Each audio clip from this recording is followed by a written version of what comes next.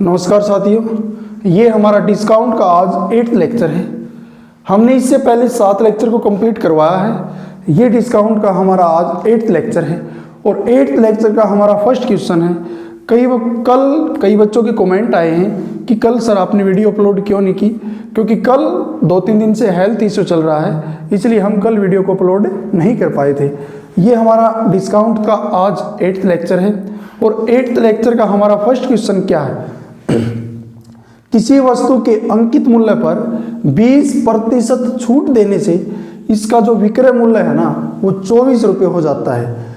अंकित मूल्य पर अगर 30% छूट दिए जाए तो इसका विक्रय मूल्य कितना होगा। देखिए हमने क्या करना है, ये बोला है कि अंकित मूल्य पर 20% छूट देने से, देखिए कोई भी चीज़ अपने आप में 100% होती है, 100% होती है। अगर इसमें से मैं 20% की छूट दे देता हूँ, 100 में से मैं 20% की छूट दे देता हूँ, तो इसकी जो कीमत है वो कितनी आ जाएगी। सिंपली बात है, हम बाद में करेंगे इस चीज़ को। 100 में से 20 को माइनस करूँगा तो अब इसकी कीमत कितनी बची है, 80। तो विक्रय मूल्य कितना रुपये हो जाता है, 24 रुपये हो जाता है। मतलब 80 जो यूनिट की वैल्यू है वो कितनी है, 24। ये बोला है अंकित मूल्य पर 30% छूट दिए जाने पर इसका विक्रय मूल्य क्या होगा। अब जो भी छूट देनी है उसको ऊपर 30%, तो 100 में से हम 30 को माइनस कर देंगे तो इसका विक्रय मूल्य निकालना है। विक्रय मूल्य तो जो नेगेटिव लॉस प्रॉफिट है वो ऊपर होगा। अब इसको हम सोल्व करेंगे। 24, 100 में से 20 को मैं माइनस करूँगा कितना आएगा, 80 मल्टीप्लाई 100 में से 30 को माइनस करूँगा कितना आएगा, 70। 0 से 0, 8 से काटेंगे 3 पे, 7 की और 3 की मल्टीप्लाई करूँगा तो कितना आएगा, 21 रुपये। तो उस वस्तु का जो विक्रय मूल्य होगा ना वो 21 रुपये होगा। आप इसको यूनिट से भी कर सकते हैं। अगर 20% की छूट दे दी तो कीमत कितनी बची है, 20 की छूट दे दी तो कीमत कितनी बची है, 80। 80 की वैल्यू कितनी है, 24, मतलब 24 रुपये। विक्रय मूल्य 24 रुपये हो जाता है। एक की निकालेंगे तो वही बात आ जाएगी। 24 के बाई में क्या कर दूंगा मैं, 80।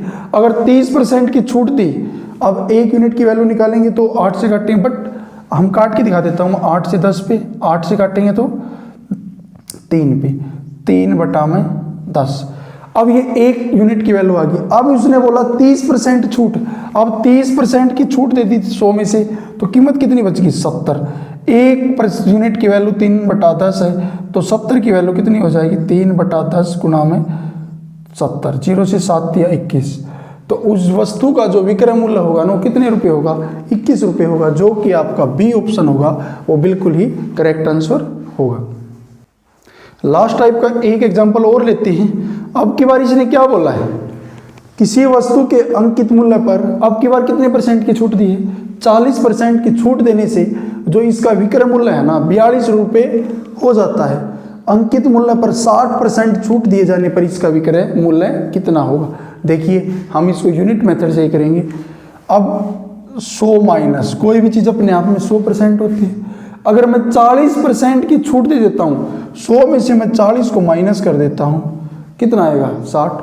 फिर बोलो छूट देने से इसका जो विक्रय मूल्य है ना 42 रुपये हो जाता है। मतलब 100 में से 40 को माइनस करूँगा कितना आएगा, 60। 60 की जो वैल्यू आएगी, 60 यूनिट की जो वैल्यू आएगी वो कितनी आएगी, 42। अब हमने क्योंकि 40% की छूट दे दी तो कीमत कितनी बची, 60। अब 1% की यूनिट निकालेंगे, यहाँ पे लगा सकते, कोई दिक्कत नहीं है। 42 के बाई में मैं 60 को करूँगा, एक जो यूनिट की वैल्यू आ गई हमारे पास 42/60। फिर इसने क्या बोला है, अंकित मूल्य पर 60% छूट दिए जाने पर इसका विक्रय मूल्य कितना होगा। अब 100 में से 60 की छूट दे दी, कीमत कितनी बची हमारे पास, 40। कितनी %, 40। तो 60% छूट देने पर इसका विक्रय मूल्य कितना होगा।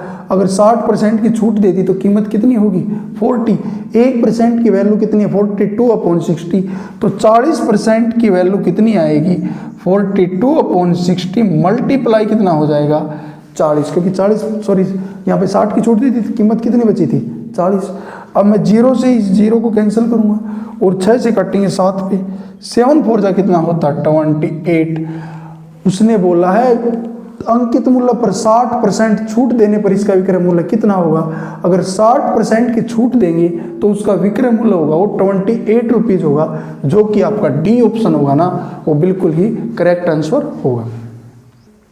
नेक्स्ट टाइप का फर्स्ट एग्जांपल लेते हैं। क्या बोला आपकी बार, 10,000 रुपये अंकित मूल्य के किसी उत्पाद पर, कोई 10,000 रुपये अंकित मूल्य का कोई उत्पाद है, दो कंपनियां, पहली कंपनी क्या छूट दे रही है, 10%, 10%, 30%, ये अलग अलग छूट है तीनों, ये अलग अलग छूट है तीनों।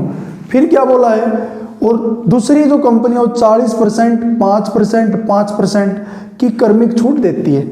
अच्छे विकल्प को चुनने पर अतिरिक्त बचत क्या होगी।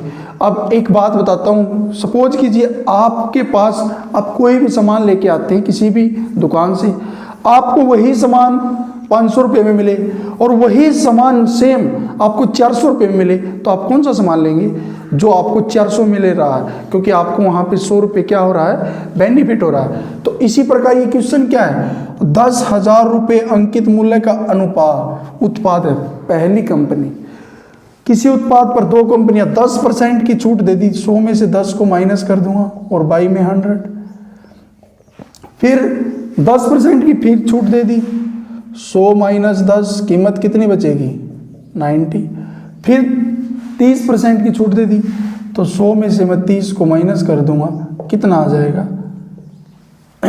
अब इसको हम सोल्व करेंगे, 10,000 मल्टीप्लाई 100 में से 10 को माइनस करूँगा, कितना आएगा, 90/100, 90/100 और मल्टीप्लाई 100 में से 30 को माइनस करूँगा, कितना आएगा, 70/100।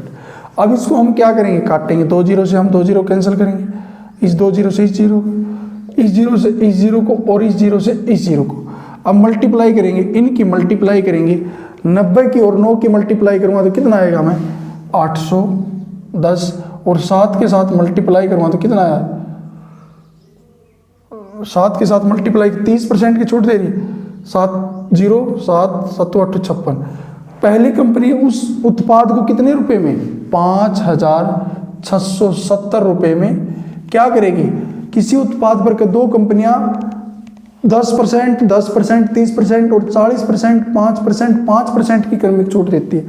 अच्छे विकल्प को चुनने पर अतिरिक्त बचत क्या है, जो पहली कंपनी है ना उसकी कीमत, उस उत्पाद की कीमत कितनी आएगी, 5,670 रुपये। अब दूसरी कंपनी है, सेम उत्पाद 10,000 रुपये, अब मैं इसको सिंपल 100 में से माइनस करके ही दूंगा। दूसरी कंपनी 40% की छूट देती है, 100 में से 40 की छूट दी तो कीमत कितनी बची, 60। फिर 5% की छूट दी, 100 में से अगर 5% की छूट दी तो कितना आएगा, 95/100। फिर तीसरी छूट फिर दे दी, अब 100 में से 5% की छूट दे दी, कितना आएगा, 95/100। अब इसको हम सोल्व करेंगे, 2 जीरो से हम 2 जीरो को कैंसिल करेंगे, इस 2 जीरो से हम इस 2 जीरो को कैंसिल करेंगे। अब क्या करेंगे, हम इस जीरो से इस जीरो को कैंसिल कर देंगे। अब इनकी मल्टीप्लाई और बाई में ये 2 से काट देंगे, 2 से काटेंगे 5 पे, 2 से काटेंगे 3 पे, 5 से काटेंगे 5 से 19 पे। अब इन तीनों की 95 और 19 और 3 की मल्टीप्लाई करूंगा तो कितना आएगा, 5,415। क्वेश्चन के अंदर बताना क्या है, क्वेश्चन के अंदर आपको बताना है आप किस उत्पाद को खरीदेंगे। एक चीज बताता हूं, इसने बोला अच्छे विकल्प को चुनने पर अतिरिक्त बचत क्या है। अच्छा विकल्प ये तो बात है नहीं, क्योंकि सेम प्रोडक्ट ये कंपनी दे रही है और सेम प्रोडक्ट ये कंपनी दे रही है, दोनों प्रोडक्ट सेम है, इसकी कीमत ज्यादा है, इसकी कीमत कम है, तो आप कौन सा सामान लेंगे। अगर सेम प्रोडक्ट मिल रहा है तो आप कौन सा सामान लेंगे, आप जो कम मूल्य वाला है वो सामान लेंगे, क्योंकि सेम सामान अगर आपको कम मूल्य के अंदर मिल रहा है तो आपके अंदर अतिरिक्त बचत क्या हो जाएगी, 5,670 में से 5,670 में से मैं 5,415 को माइनस करूंगा तो अतिरिक्त बचत कितनी आ जाएगी, 255 रुपये। तो अच्छे विकल्प को चुनने पर अतिरिक्त बचत कितनी आएगी, 255 रुपये, जो कि आपका सी ऑप्शन होगा ना, वो बिल्कुल ही करेक्ट आंसर होगा। उम्मीद करता हूँ आपको ये वीडियो पसंद आई होगी। अगर आपको हमारी ये वीडियो पसंद आई है तो हमारे चैनल को लाइक करें, सब्सक्राइब करें। धन्यवाद।